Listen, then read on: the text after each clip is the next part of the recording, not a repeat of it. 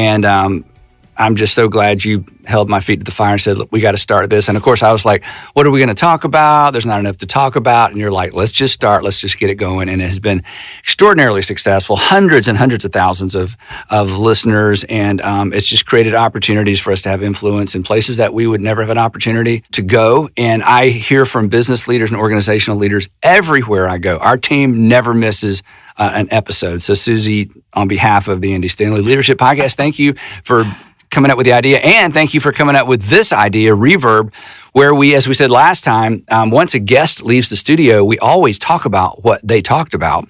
And sometimes the content is, we're like, we should have included that, or we should have recorded the conversation. So we decided, let's just do that. Let's just debrief out loud in front of our podcast audience like we hope they will do with their audience or with their business associates as well. So anyway, 15 years. Here we go. I know. It's been a really fun journey. And it was really fun for me to listen to you and Lane talking about several great episodes.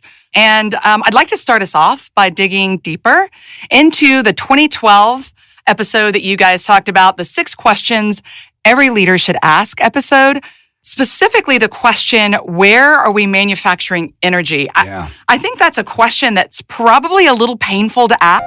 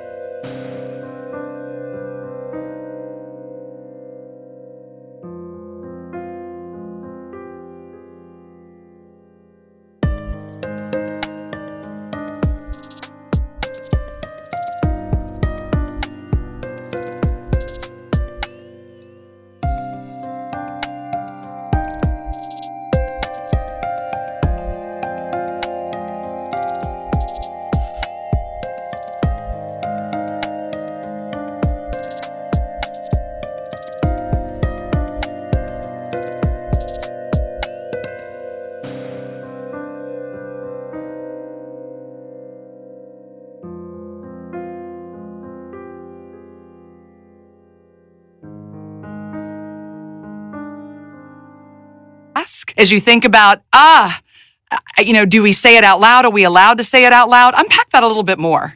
Yeah, so as I mentioned, this idea of manufacturing energy, the first person I heard use that phrase was Reggie Campbell, who passed away a few years ago. Yeah, he was Reggie. a mentor. Reggie was just a brilliant business person, so wonderful to have him on our board. And Reggie, just a little side note, Reggie, I would sit down with Reggie and he would say, Andy, what do you hope I don't ask you about? So good. I'm like, that's cheating. You got to dig, baby. That's so Reggie. Right, you got to ask me 10 questions to get to the thing I don't want to talk about. He just goes right there. What do you hope I don't ask you about? But anyway, when we would meet as a board, he would talk about, hey, where is there sideways energy? In other words, what are we doing that you used to be excited about and you're having to kind of create energy around it? You're not as excited about it. You're not even sure you want to participate in it. You're promoting an event. You're not even sure you'd want to go to it.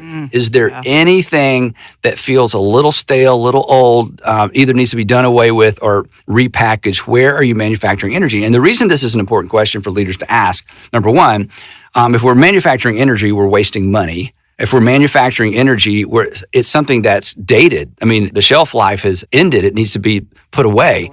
But as you mentioned, because anything that's part of our culture, that we've always done it here, or we've always done it that way, or we created this, whatever it is, it's very difficult to admit, you know what, we're manufacturing energy, but the smart people around us know when we're just kind of blowing smoke and just trying to hype something that really isn't as great as we're trying to make it sound. So every once in a while, to look around the table and say, hey, let's hit pause.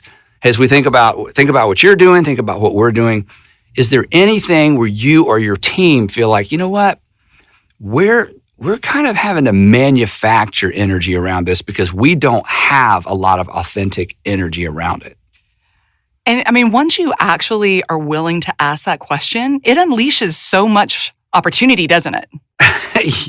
Yes. I haven't thought about it in terms of releasing opportunity, but it does in the sense of, okay, if we're going to shut this down or if we're going to rethink it or repackage it, now, again, there's an opportunity, and there's the opportunity to have the discussion about what to do with those resources. What can we do? What can we do? Yeah. If we're not going to do that anymore, there's still a gap. Something needs to be in that gap. But if it's not this, then what is it? And to your point, and I think this is the point you're making, until you remove something, there's not even the opportunity to talk about what to put think there. about the else. Yeah, to think about the else. That's a good way of putting it. Yeah. But every time I ask the question as a leader, as a point leader, there's a little fear in me of what I'm going to hear. Yeah. Because, oh no, now we have work to do. Oh no, now I've got to pay attention to something that I thought was just coming along, and I'm not that interested in it, but I just assumed everybody else was. What do you mean they're not either? There's another thing to worry about now. There's another thing to worry about, another thing to fix, or another thing to defund. So, where are we manufacturing energy, or where are you manufacturing energy? It's an important question to ask every once in a while. Not every week, but every once in a while. Yeah. So good. All right, let's jump to the topic of challenging the process. You said that public loyalty creates private influence. Where have you seen this play out in your leadership? Well, there are multiple examples. To give you one within the context of organization, we had a board member named Bob. As you know, we've had several board members named Bob. It's kind of funny. We even had 2 board members with the same first name and last name that were Bob. Yeah. Oh, wow. But anyway, so we had a board meeting, and it was fine. We were talking about some things that they weren't super contentious, but we got through it. And so 2 days later, I get a text that he'd like to talk to me, and I kind of knew what it was about. So he came into the office and he said, Andy, there were some things that I didn't want to say in front of the whole board that I feel like I need to say to you. Well, this is a guy who hosted us in his home when we started the organization. This is a guy who wrote a couple of checks early on to say, hey, we want this to work. A lot of history of being so committed. He's so committed. Yeah. He loves this organization as much as I do. So, and the fact that he decided to make the effort to talk to me one-on-one, not behind the board's back. This wasn't that kind of thing. He was really showing me respect. But at the same time, he didn't want to just not bring to my attention what he felt like he needed to bring to my attention. And the effort he made to have the conversation, it said so much to me. I was wide open to what he had to say. So again, here it's kind of a big example, but years of public support for the organization, years of board support. So when he decides, hey, I want to challenge you on something, goodness, I ready to receive it. I would have to be a fool not to listen or extremely insecure. So again, that's kind of the dynamic. You don't want to be surrounded with people who just suck up to you and just think everything's great. You can't make good decisions that way. But when you have mature, honest people who are willing to show support publicly, then they have credibility privately. Well, it goes the other way as well in terms of how we support people publicly that hopefully gives us credibility privately. So that is a constant dynamic in organizational life. And it's one of the reasons why we should never be too busy or never get out of the habit of complimenting people on their performance every opportunity we get, because that gives us the change we need, especially when you brag on somebody publicly or brag on somebody in a meeting, or and by brag, I mean something specific, not isn't she a great person? Isn't he such a great staff member? No, I mean highlighting something specific. Yes, as a leader, you've paid attention to enough detail that you can go into detail when you compliment them. You can't do too much of that, because those are the things, again, here I am as a leader showing public appreciation for and support. So then when I circle back around and say, hey, we need to have this other conversation, hopefully they know. I mean, the negatives weigh.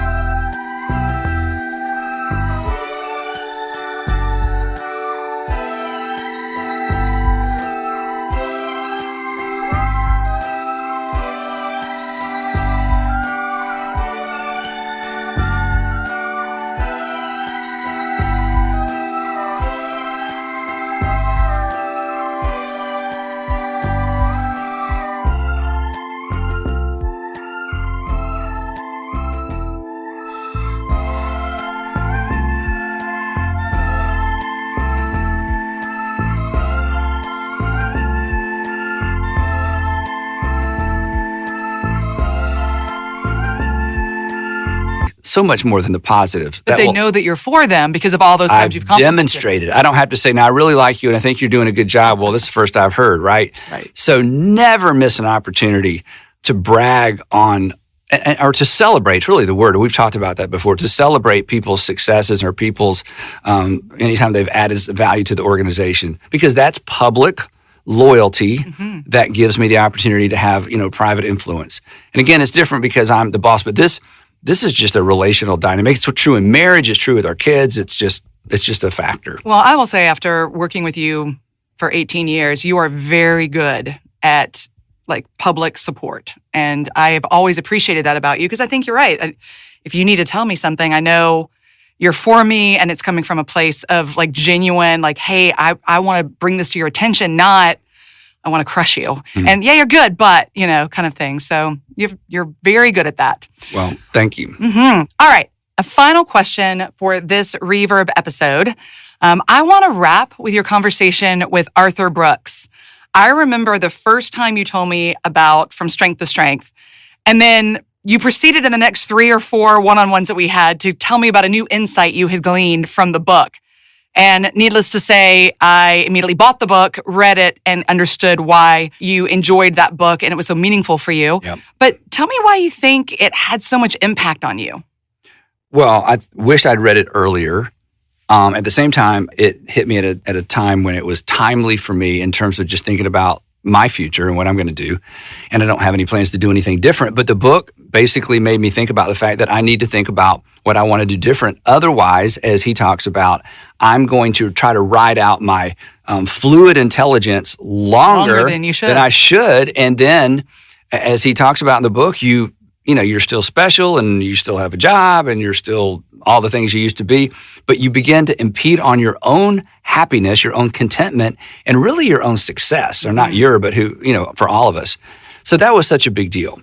I do wish I'd read it earlier, and I recommend it to 35 and 40-year-olds all the time to say, hey, this isn't a second half book. This is be aware of your fluid versus crystallized intelligence. And for those of you listening who aren't familiar with those terms, I really highly recommend From Strength to Strength, where he defines those things. So it just came to me at a good time. And I think as leaders, when something impacts us, we're quick to tell other people about it. And so that's what I've been doing. It was so great to get him on the podcast. Yeah. And he's going to come here live. Later this year. Yeah, later this year and speak for our community. And so I'm looking forward to getting to meet him. Yeah, really. I know. It's going to be great. Well, I will say, when I read Strength to Strength, the first chapter depressed me because he talked about how quickly you lose that intelligence that just comes from kind of youth and it happens in your 30s. And you think, that happens in your 50s. And so you kind of get a dose of reality. Yep. And then you go, okay, then what do I do? So it was a really great book. But the conversation you had with Arthur was just so genuine and so He's incredible. So real. Yeah. He is so real. Yeah, and I will say to those of you who are listening, if you haven't read the book, don't stop reading the book. Stick with it. He's going to tear you down and then build you up. Build you up. But coming to the realization, I peaked. Yeah. A long time ago. A long time ago. Maybe earlier than I thought. Yeah. It was so good.